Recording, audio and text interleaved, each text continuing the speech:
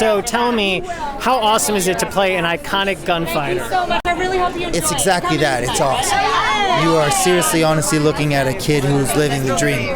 I've been collecting comics since I'm 8 years old, maybe. I got long boxes at home. I knew exactly who Doc Holliday was. I was a huge Western fan. To play Doc Holliday in a science fiction show based on a comic book is the dream come true. And then to see yourself in a comic book, I'm still waiting for someone to pop the balloon and say, "Hey, whoa, whoa, whoa! They let one of us in. He's not supposed to be on that side." So I feel like I've been to cons before with my knapsack, buying books, going through bins. So to be here has just been the dream come true.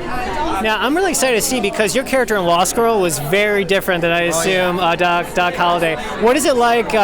What's the fun of changing between a villain or a hero, and kind of a dark hero, I assume, with Doc Holliday? The great thing about both characters is that you get to play. Both are characters, so every day you're playing. Massimo was a very interesting character to play because you think he's bad. I never thought he was bad. All my motives I was thinking were good. You guys were crazy. Kenzie was the bad one. You know what I mean? For me, everything I was doing was good. I just wanted my mother's approval. That was Massimo's thing. Doc's a complicated character because what is good? What is bad? He lives in the gray area. He's driven by a motive.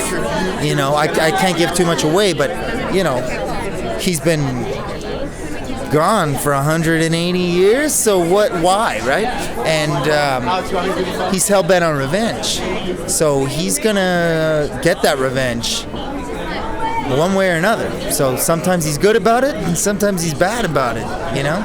Now, what kind of did you do some research on the actual true historical man, Doc Holliday, or did you stick more to the... I did. I wanted to be as much as I could be. I mean, it took me about 4.5 months to grow that mustache. The mustache that he had was a lot bigger. It was bushy, so the one that I grew was pretty close to it. I made sure that I had his gun. He used a Colt Thunder.